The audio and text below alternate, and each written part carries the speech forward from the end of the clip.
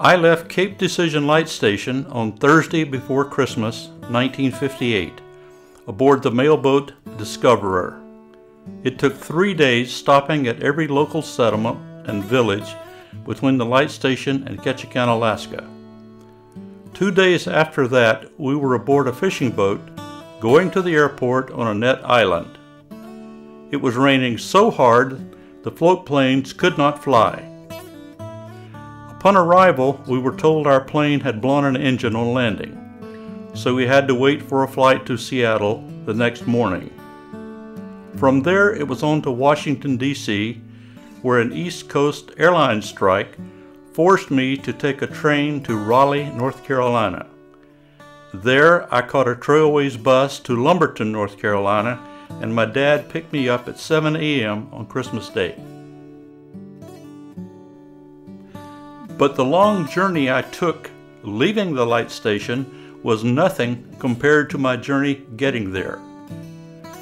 I graduated from high school in 1957, joined the U.S. Coast Guard, and headed to the Territory of Alaska. My first assignment was aboard the cutter Hemlock. My travels to Alaska had included sharing a flight with Bing Crosby and his lovely new wife, Catherine Grant. They were returning from their honeymoon.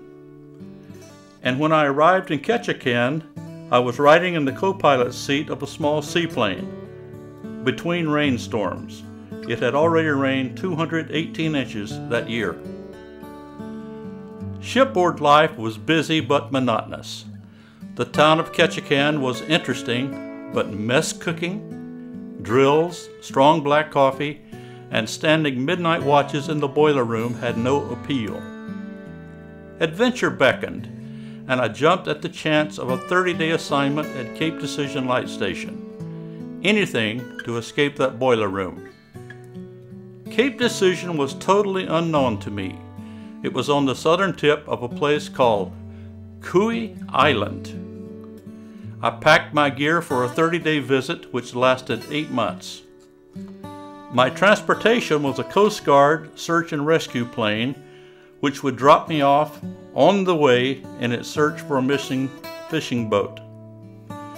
I stepped off the seaplane into a small boat and was greeted by Eddie Kleckler. His uniform was definitely not U.S. Coast Guard issue.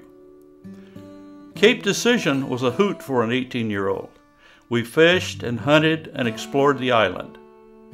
The sunsets and sunrises were gorgeous and inspiring.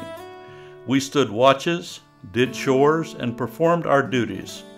4 young coasties in the middle of nowhere. It wasn't always fun, though. For the first 2 months, I slept right under a foghorn. We occasionally got on each other's nerves, and it did get lonely at times, especially those afternoons when we watched cruise ships passing us by. While I was there, we celebrated the Alaska Statehood Act. We also rode out a rattling earthquake along with a tsunami warning. When I received notice that I was to leave Cape Decision, it was bittersweet. I was ready to go home, but had enjoyed my time there very much. One of my boyhood dreams had come true, and regrets were never a part of my memory on the rock.